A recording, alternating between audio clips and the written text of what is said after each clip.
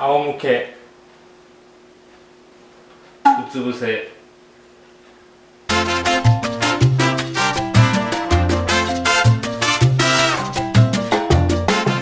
皆さんこんにちは、パコミです。今日はですね、日本語の漢字についてお話をしたいなと思います。結構ですね、漢字が難しくて日本語を諦めたっていう方がたくさんいらっしゃいまして、漢字をどうやって勉強すればいいかってことについてお話をしたいなと思います。まず漢字について話をする前にですね、以前私が勉強してた教材を少し見せますね。私はこういうものを使って漢字を勉強しました。日本の作業半茶ですね。ちょっと中を見るとこういう感じになってます。こういう感じで漢字がたくさん書いてあって、少しずつ覚えていくってことですね。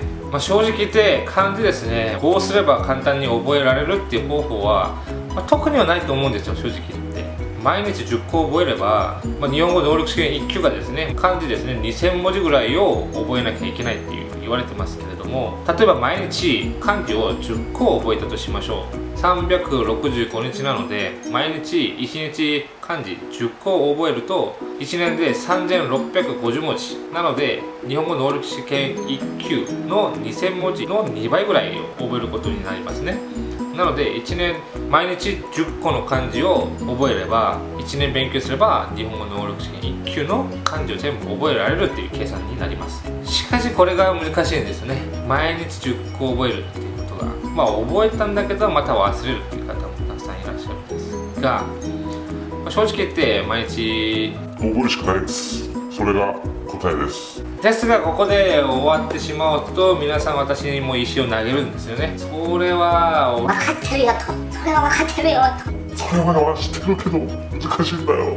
そうなんです、難しいんですよね。なので、少しでもですね、私が実際に使ったノウハウとかを少しお話をしたいなと思います。ですが、まずそういう話をする前に、まず日本語の漢字をですね、難しいということを忘れてほしいんですね。難しいから諦めるっていう、その気持ちをまず置いてきてほしいんですよ。まずはそれに関してちょっとお話をしたいなと思います. 한국인에게 한자가 어려운 거는 당연한 것입니다. 먼저 그것을 이해해 주셨으면 합니다. 한국 사람들은 평소에 한자를 쓰질 않잖아요. 한자를 이렇게 쓰거나 이럴 경우가 거의 없기 때문에 한자가 어려운 게 당연한 겁니다. 일본어를 공부하시는 분들 중에서는 예를 들어서 한 50대, 60대 되시는 분들은 어렸을 때 한자를 공부했었기 때문에 오히려 한자가 쉽다는 분들도 많이 계세요. 하지만 실제로 지금의 젊은 분들, 20대, 30대 이런 분들은 한문을 별로 공부를 해오지 않았기 때문에 한자가 어려울 수밖에 없습니다. 평소에 한자를 쓰지 않으니까 어려운 거는 당연한 거거든요. 그러니까 그걸 먼저 이해하시고요. 제가 일본에서 학교를 다닐 때 한자에 가장 강한 나라는 역시 중국이었습니다. 중국 유학생들을 보면은 한자에 굉장히 강해요. 역시 평소에 한자를 쓰기 때문에 한자에 굉장히 강한데요. 그러니까 시험 같은 걸 봐도, 한자 시험 같은 걸 보면은 가장 스트레스를 안 받는 게 아마 중국 유학생들이 아니었나 싶습니다. 먼저 한국 사람들은 한자를 별로 사용 안 하기 때문에 한자가 어렵게 느껴진다는 거는 당연한 것이라는 걸 이해하시기 바랍니다. 전혀 관계없는 이야기지만 일본어의 태감이라고 하면 편지라는 뜻인데요. 일본어의 태감이라는 한자는 그걸 중국에 가져가면 중국에서는 이 한자는 화장지라는 뜻이 됩니다. 두 번째, 한국은 한자 공부에 굉장히 유리한 나라이다.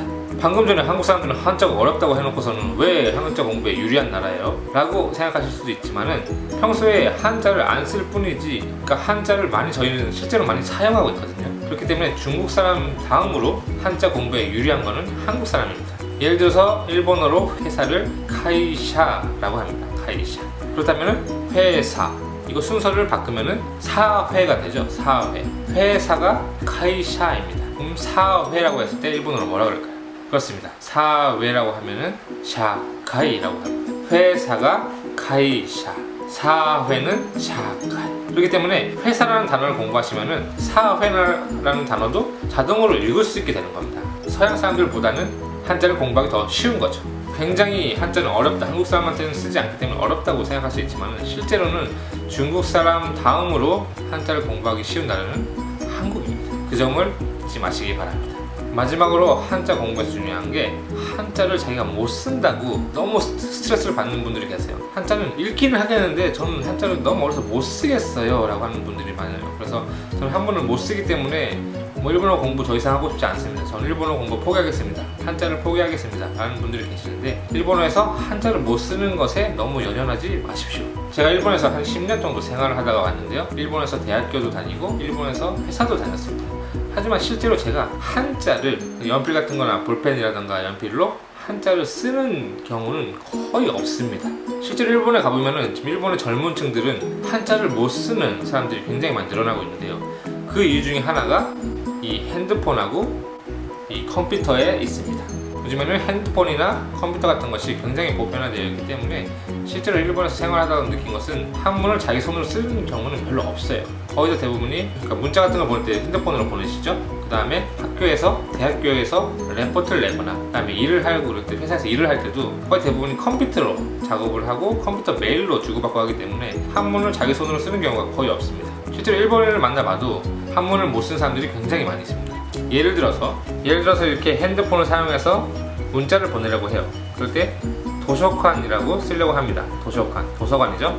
도쇼라고 쓰기만 해도 이 밑에 한자가 나오죠. 이 밑에 한자를 누르시면 자동으로 도서관이라고 변환이 됩니다. 이렇게 핸드폰이랑 컴퓨터를 사용하면은 실제로는 조금만 입력하면 자동으로 한자 나오고 그걸 고르기만 하면 되기 때문에 일본의 젊은 사람들은 한자를 못 쓰는 사람들이 굉장히 많이 좀 늘어나고 있는 추세고요. 뭔가 글을 써야만 할 때도 글을 쓰다가 모르는 한자가 나오면은 핸드폰으로 이렇게 검색을 해서 쓰는 그런 풍경을 그냥 쉽게 볼 수 있습니다. 물론 요즘 젊은 일본 사람들이 한자를 못 쓰기 때문에 한자를 안 써도 된다, 못 써도 된다는 이야기는 물론 아닙니다만은 제가 드리고 싶은 말은 한자를 못 쓰는 것에 너무 스트레스를 받지 말고 못 쓴다고 중간에 한자를 포기하거나 일본어를 포기하는 경우가 없기를 바라는 것입니다. 물론 한자를 쓸 수 있으면 굉장히 많이 편리하고 도움이 많이 되기 때문에 쓸 수 있는 게 물론 가장 좋겠지만은 한자를 못 쓴다고 해서 일본어를 포기하는 것은 너무 아깝다고 저는 생각을 합니다. 어떠셨습니까?